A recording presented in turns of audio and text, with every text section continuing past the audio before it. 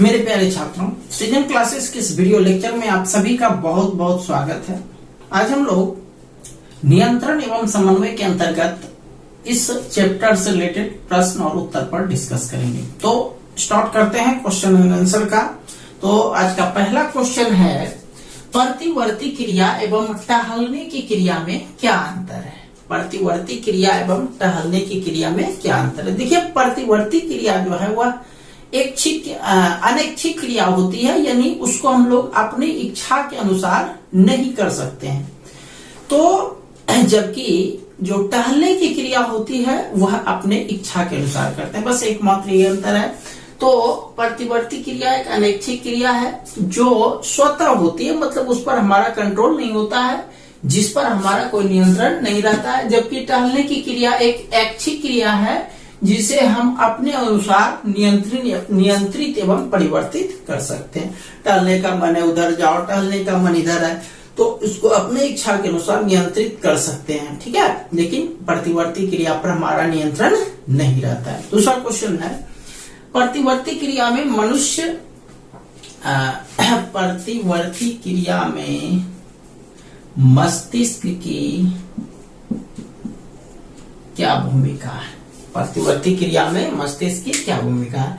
तो मस्तिष्क शरीर का मुख्य समन्वय केंद्र है, ठीक है। समन्वय स्थापित करना ये मस्तिष्क का काम है। यह मेरुरज्जु से प्राप्त की गई सूचनाओं पर सोचने एवं उनका विश्लेषण करने का कार्य करता है। तो मेरुरज्जु जो है तुरंत जो भी कार्य होगा मेरुरज्जु उसको जो है मस्तिष्क तक पहुंचाएगा। तो और मस्तिष्क क्या करेगा? सोचना एवं उसका विश्लेषण करेगा। तो मस्तिष्क में प्रतिवर्ती क्रियाओं के संदेश भेजे जाते हैं। मतलब जो भी प्रतिवर्ती क्रिया होती है, आप जानते हैं कि प्रतिवर्ती क्रियाओं का नियंत्रण जो है वह मेरुरज्जु या स्पाइनल कॉर्ड के द्वारा होता है। लेकिन वह जो है जो भी वहां सूचना एकत्र होता है वह सारा जो है वह ब्रेन को यानी मस्तिष्क को भेजता है। तो सोचने एवं मस्तिष्क में प्रतिवर्ती क्रियाओं के संदेश भेजे जाते हैं और उस हिसाब से प्रतिवर्ती क्रियाओं का संचालन होता है। तो कुछ प्रतिवर्ती क्रियाएं ऐसी भी होती हैं जिसका मस्तिष्क जो है वह सीधा मस्तिष्क द्वारा ही नियंत्रित होता है। जैसे आंख पर बहुत तेज रोशनी पड़ेगा तो वह जो है आंख आप अपने आप बंद कर लीजिएगा, वहां पर डायरेक्ट मस्तिष्क का संतुलन होता है या मस्तिष्क जो है उसको डायरेक्ट नियंत्रित करता है इन प्रतिवर्ती क्रियाओं का। अगला क्वेश्चन है, आयोडीन युक्त नमक खाने की सलाह क्यों दी जाती है? आप जानते हैं कि आयोडीन जो है ऐसा अक्सर आप लोग सुने होंगे कि आयोडीन युक्त नमक खाना चाहिए। ऐसा क्यों कहा जाता है? देखिए, हमारे शरीर में जो एक थायराइड ग्रंथि होता है, थायराइड ग्रंथि, इससे जो है थायरॉक्सिन नाम का एक हार्मोन स्रावित होता है यानी निकलता है, जिसका संश्लेषण आयोडीन के द्वारा किया जाता है, ठीक है। और जब आयोडीन यदि हमारे शरीर में नहीं रहेगा या कम मात्रा में रहेगा तो वह जो थायरॉक्सिन नाम का हार्मोन्स है उसका संश्लेषण अच्छे से नहीं हो पाएगा, जिसके कारण यहाँ जो गला का भाग है वह थोड़ा सा निकल जाता है, जिसको हम लोग गलगंड कहते हैं या ग्वाइटर या फिर घेगा कहते हैं। घेगा टाइप का दिखता है, यह भी एक प्रकार का बीमारी होते है। एक्चुअली क्या होता है कि हमारे शरीर में जो आयोडीन की आपूर्ति होती है, यदि नमक खाते हैं आयोडीन युक्त तो ठीक है, नहीं तो जल के द्वारा भी हमारे शरीर में आयोडीन की आपूर्ति होती है। लेकिन यदि उस जल में आयोडीन की मात्रा नहीं हो, आयोडीन नहीं हो और लोग नमक जो खाए उसमें भी आयोडीन नहीं हो, तो इससे क्या होता है, हमारे शरीर में आयोडीन की कमी हो जाती है, जिसके कारण यह रोग जो है ग्वाटर या घेगा हो जाता है। इसीलिए लोगों को डॉक्टर आयोडीन युक्त नमक खाने की सलाह देते हैं, ठीक है। चलिए इसको डील कर दे, जरा सा पढ़ दें। आयोडीन गले में स्थित थायराइड ग्रंथि द्वारा स्रावित हार्मोन थायरॉक्सिन के संश्लेषण में सहायक होता है।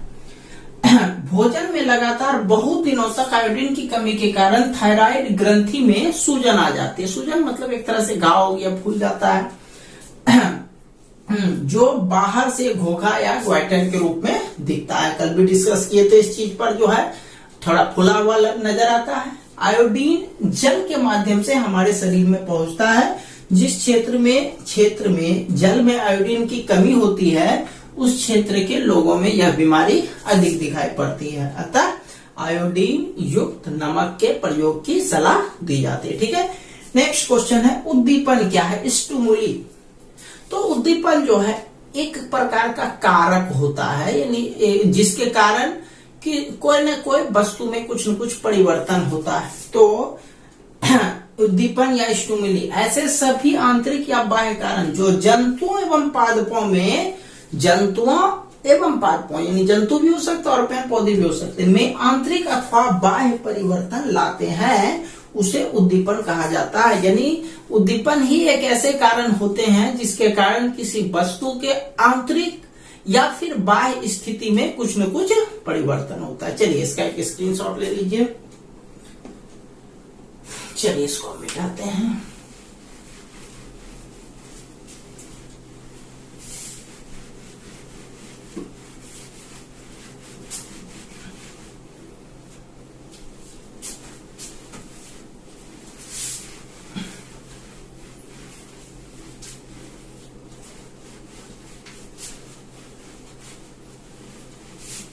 चलिए आते हैं नेक्स्ट क्वेश्चन पर। नेक्स्ट क्वेश्चन है अनैच्छिक एवं प्रतिवर्ती क्रियाएं किस प्रकार एक दूसरे से भिन्न है। देखिए एक्चुअली में अनैच्छिक क्रिया और प्रतिवर्ती क्रियाएं दोनों सेम ही है, बट कुछ वजह से जो है दोनों में अंतर होता है। अनैच्छिक क्रिया ही प्रतिवर्ती क्रिया होता है, कुछ वजह से अंतर होता है कि मुख्य रूप से जो प्रतिवर्ती क्रियाएं होती हैं उनका नियंत्रण मेरुरज्जु यानी स्पाइनल कॉर्ड के द्वारा होता है, लेकिन ये अनिच्छिक क्रियाएं जो है वह स्पाइनल कॉर्ड के द्वारा भी हो सकता है और कुछ मस्तिष्क के द्वारा भी होता है। तो इसको डील करते हैं। यद्यपि प्रतिवर्ती क्रियाएं भी ऐच्छिक क्रियाएं हैं,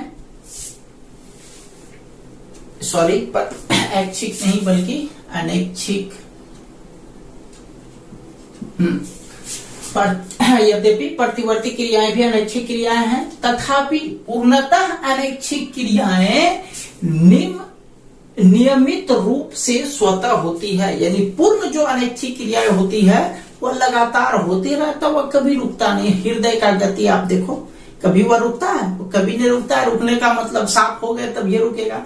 तो अनैच्छिक क्रियाएं मुख्य रूप से जो होता है वह नियमित रूप से करते रहती है, लेकिन प्रतिवर्ती क्रियाएं में कुछ हद तक वह कंट्रोल हो सकता है।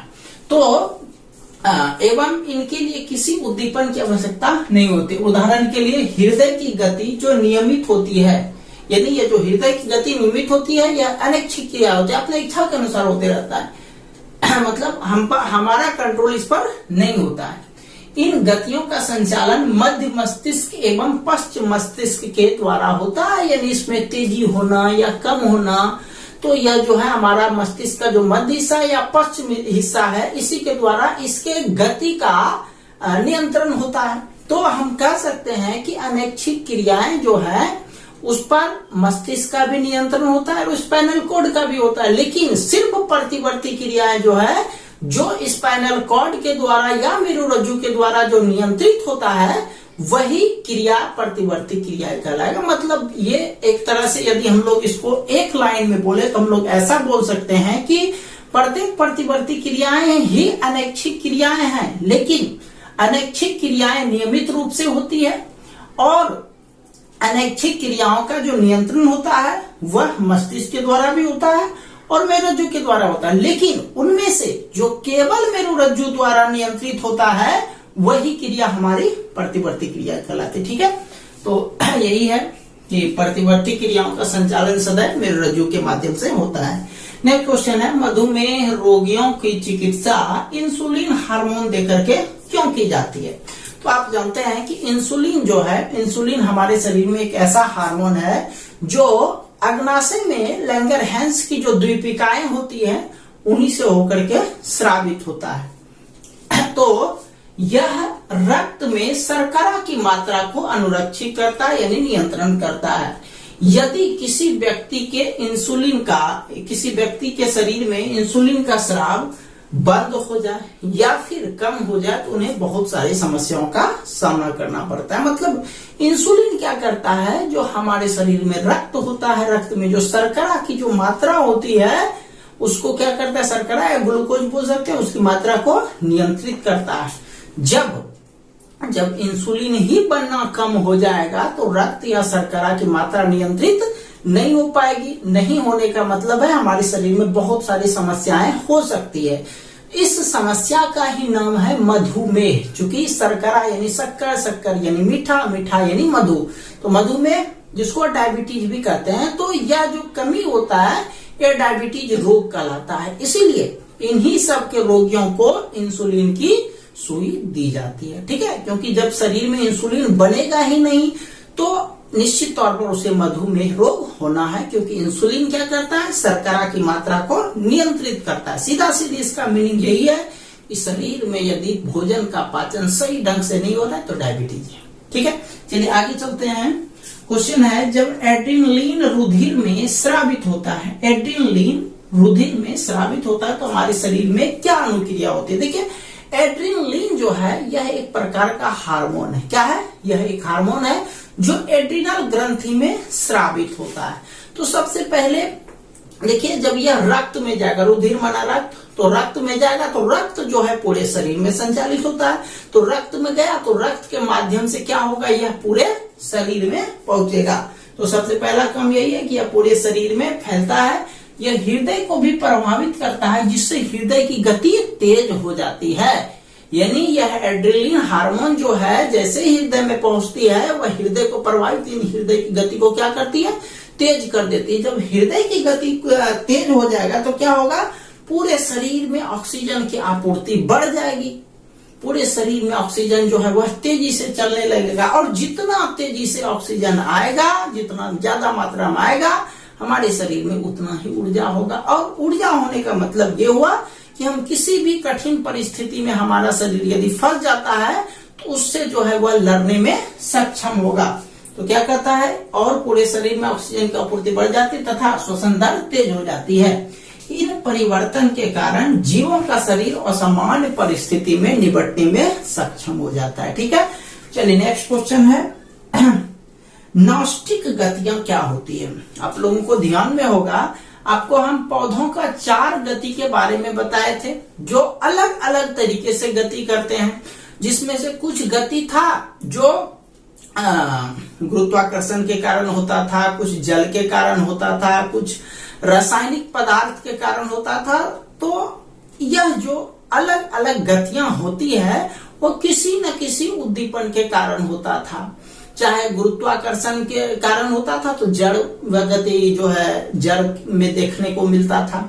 तो उसी तरह से सूर्य के प्रभाव में जाकर के आप देखे होंगे कि पौधा जो है जिधर सूर्य का रोशनी जाता है तो उस तरफ जाकर के मिल जाता है, वह सूर्य के प्रभाव के कारण एक गति होता है। तो कुछ गति ऐसा भी होता है जो बाहरी उद्दीपन के कारण नहीं होता है, यानी उससे उद्दीपन पर कोई फर्क नहीं पड़ता है।